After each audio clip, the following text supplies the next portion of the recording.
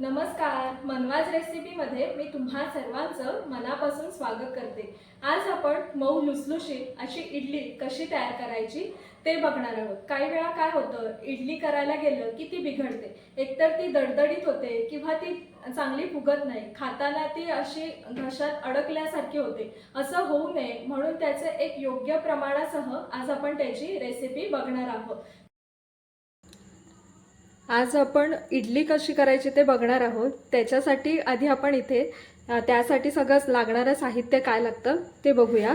इथे मी 1 वाटी उडदाची डाळ घेतलेली आहे, त्याच्यानंतर 2 वाटी उकडे तांदूळ घेतलेले आहेत आणि हे इथे जाडे तांदूळ 2 वाटी घेतलेले आहेत। मी आज इथे तांदूळाची इडली कशी करायची हे दाखवणार आहे। त्याच्यासाठी हे सर्व साहित्य आपण साधारण एक 5 ते 6 तास चांगलं भिजवत ठेवणार आहोत।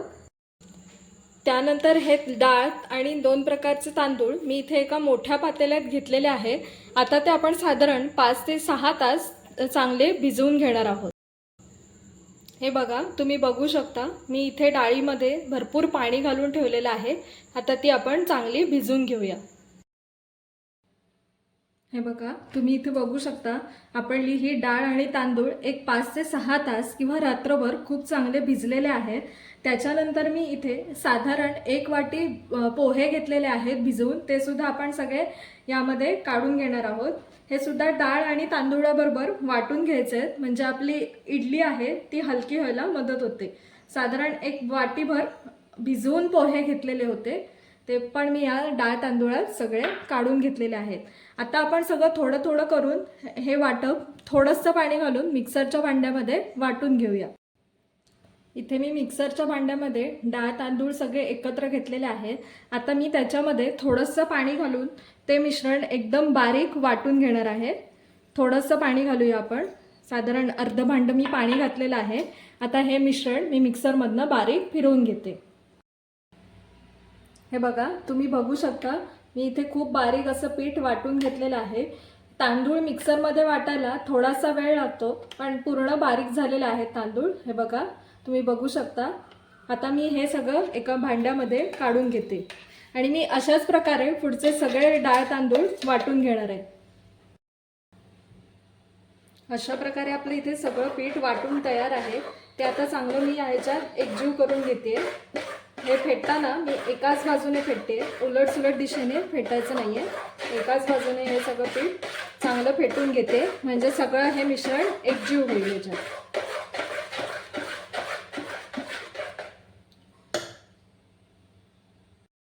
आता एक 6 ते 7 तासानंतर आपण ह्याच्यावरचं झाकण काढून बघणार आहोत। तुम्ही बघू शकता खूप छान असं आपलं पीठ फुगलेलं आहे। हे बघा, तुम्ही बघू शकता खूप छान असं पीठ फुगलंय। हे बघा, तुम्ही अशा प्रकारे एक 6 ते 7 तास किंवा पूर्ण रात्रभर सुद्धा पीठ भिजवायला ठेवू शकता।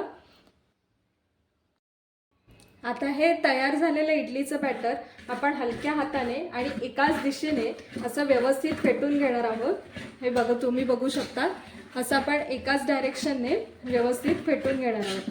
हे पीठ इतपत त्याची कन्सिस्टन्सी झालेली आहे। तुम्ही बघू शकता खूप पातळ पण नाहीये आणि खूप घट्ट सुद्धा नाहीये।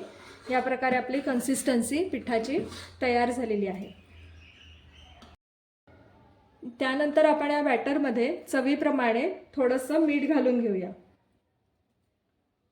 आणि मीठ घालून झाल्यावर सुद्धा हे मिश्रण सगळं व्यवस्थित ढवळून घेऊया आपण। हे बघा, एकाच बाजूने फेटताना फेटून घ्यायचं आहे आणि मी हे जे प्रमाण घेतलंय त्या प्रमाणात किती इडल्या होतील ते सगळं मी तुम्हाला पुढे सांगणार आहे। तुम्ही सुद्धा एकदा अशी या प्रमाणात इडल्या करून बघा।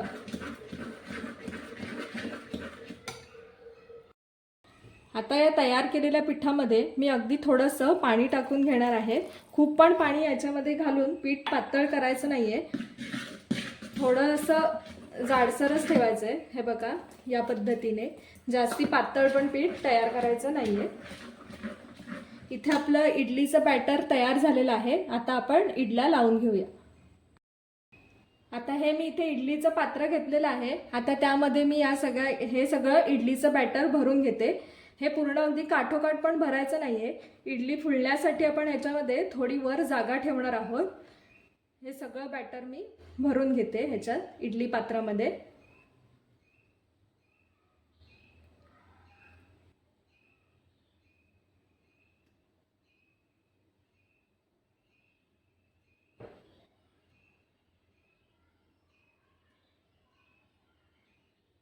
अशाच प्रकारे या बाकीच्या इडलीच्या ताटल्या सुद्धा मी भरून घेते. ह्याच्या आधी मी सुरुवातीला या सगळ्या ताटल्यांना थोडं थोडं तेल लावून घेतलेलं आहे.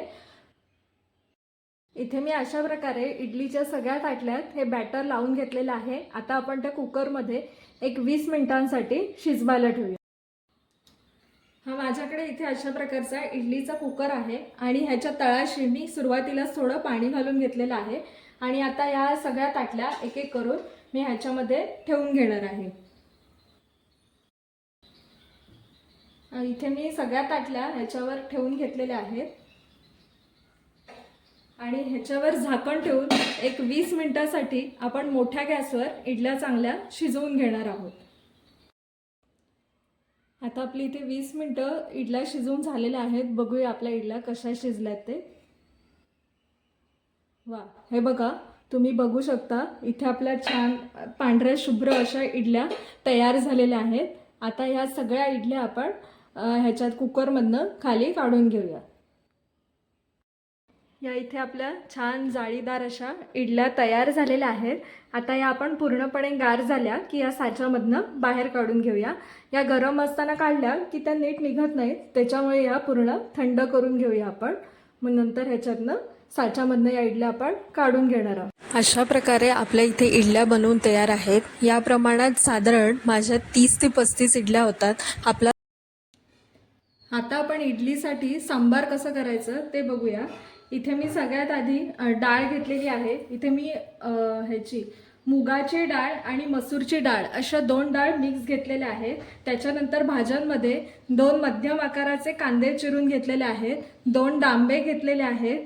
फोडणीसाठी इथे मी कढीपत्ता घेतलेला आहे, 3 लाल मिरच्या घेतलेल्या आहेत, 1 बटाटा घेतलेला आहे, सालं काढून चिरून 1 बटाटा घेतला आहे. त्याच्यानंतर लाल भोपळा घेतलेला आहे, त्याच्या थोड्याशा फोडी घेतलेल्या आहेत आणि 1 टोमॅटो घेतलेला आहे. त्यानंतर इथे मी सांबार मसाला घेतलेला आहे, हळद आहे, मोहरी आहे, त्यानंतर हिंग घेतलेला आहे, लाल तिखट आहे. त्यानंतर मी इथे चिंच गुळाचं पाणी सुद्धा तयार करून घेतलेलं आहे. चला मग आता आपण सांबार कसं करायचं ते बघूया. सांबार करण्यासाठी मी सुरुवातीला एका कढईमध्ये थोडंसं तेल घेते. तेल चांगलं गरम झालं की आपण बाकीचं फोडणीचं सामान त्यामध्ये घालूया. इथे तेल सुद्धा चांगलं तापलेलं आहे. आता मी त्याच्यामध्ये मोहरी टाकून घेते. मोहरी चांगली तडतडून घेऊया. मोहरी चांगली तडतडली आहे. त्याच्यानंतर अगदी चिमूटभर हळद याच्यामध्ये घालणार आहे. त्यानंतर थोडासा हिंग टाकून झाल्यानंतर थोडा कढीपत्ता घालते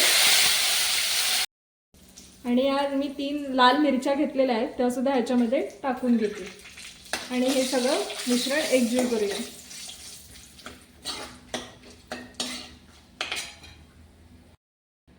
त्यानंतर ज्या आपण भाज्या चिरून घेतलेल्या आहेत त्या एक एक करून ह्याच्यामध्ये घालून घेऊया.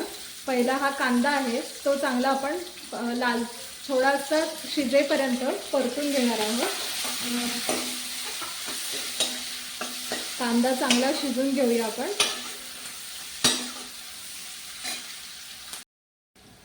आता इथे कांदा घालून एक 5 मिनिटं झालेली आहेत. आता ह्याच्यामध्ये मी ज्या बाकीच्या भाज्या घेतलेल्या आहेत त्या सगळ्या घालून घेते.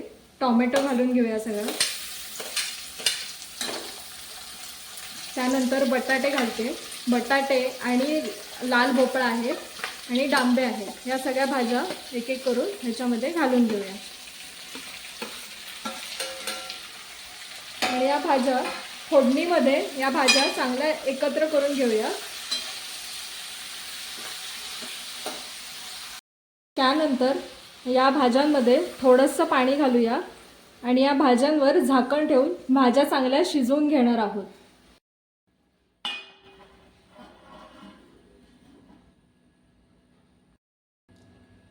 एकीकडे आपण भाज्या शिजायला ठेवल्या आहेत आणि एकीकडे ही डाळ घेतली, ती सुद्धा आता आपण एकदा स्वच्छ पाण्याने धुवून घेऊया आणि ह्याच्या 3 ते 4 शिट्ट्या काढून घेऊया। आता आपण मध्येच याचं एकदा ताट काढून बघूया कितपत शिजलेत ते भाज्या। हे बघा, साधारण एक 60% भाज्या आपल्या शिजलेल्या आहेत। अजून आपण एक 10 मिनिटं या भाज्यांवर झाकण ठेवून अजून थोड्या शिजवून घेऊया। हे बघा, तुम्ही बघू शकता खूप छान असा रंग आपल्या इथे भाज्यांना सांबाराला येतोय। बेडगी मिरचीचा रंग तिखट वापरल्यामुळे खूप छान असा रंग भाज्यांना आलेला आहे। आता ह्याच्यात जे आपण तिखट मीठ वगैरे घातलेलं आहे ते ह्याच्यात चांगलं एकजीव होण्यासाठी मी एक 5 मिनिटं हे असंच चांगलं त्याला एक वाफ काढून घेणार आहे। इथे भाज्यांना आपल्या छान अशी उकळी आलेली आहे। त्याच्यानंतर आता आपण ह्याच्यामध्ये डाळ घालून घेणार आहोत।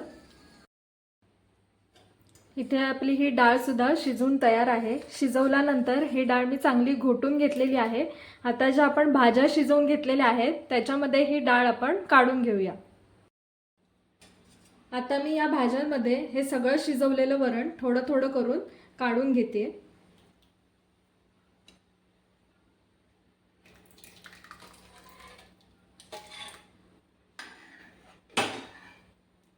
त्यानंतर हे वरण आहे ते आपण पुन्हा एकदा या भाज्यांमध्ये सगळं एकजीव करून घेऊया।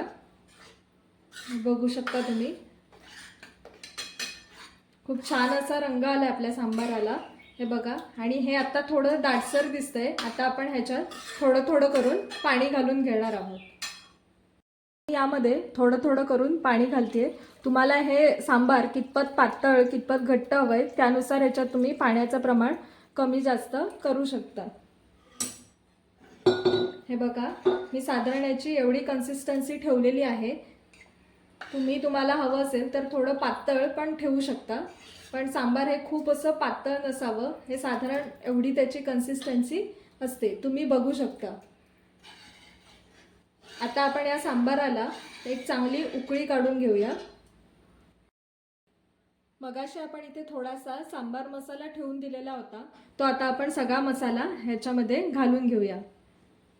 मगाशी भाज्या शिजताना आपण साधारण 1 ते 2 चमचे सांबार मसाला घातलेला आहे आणि उरलेला जो 2 चमचे सांबार मसाला आहे त्यानंतर वरण घातल्यानंतर ह्याच्यात तो मसाला मी ॲड करून घेतला आणि ह्याच्यामध्ये चवीप्रमाणे आपण मीठ घालून घेणार आहोत। आपण भाज्या शिजताना सुद्धा थोडं मीठ घातलेलं आहे, त्याच्यामुळे आता अगदी थोडंसंच मीठ घालून आपण हे मिश्रण पुन्हा एकदा ढवळून घेणार आहोत आणि आता आपण ह्या सांबाराला एक चांगली उकळी काढून घेऊया। तुम्ही इथे बघू शकता सांबाराला खूप छान अशी उकळी आली आहे आणि ह्याला थोडा आता दाटसरपणा सुद्धा आलेला आहे। मगाशी खूप पातळ दिसत होतं, त्यापेक्षा आता थोडं आटल्यावर खूप छान असा त्याला हवा तसा दाटसरपणा आलेला आहे आणि त्याच्यानंतर ह्याच्यावर मी थोडीशी बारीक चिरलेली कोथिंबीर घालून घेते। अशा प्रकारे आपलं सांबार बनवून तयार आहे आणि इडली सुद्धा बनवून तयार आहे। आता या आपण दोन्ही वस्तू सर्व करूया। खूप छान अशी मऊ लुसलुशीत आणि जाळीदार अशी आपली इडली बनवून तयार झालेली आहे। तुम्हाला सुद्धा ही रेसिपी आवडली असेल तर माझ्या चॅनलला लाईक, शेअर आणि सबस्क्राईब नक्की करा आणि अशाच नवनवीन रेसिपी शिकायच्या असतील आणि कोणती रेसिपी हवी आहे ती मला कमेंटमध्ये सांगायला विसरू नका।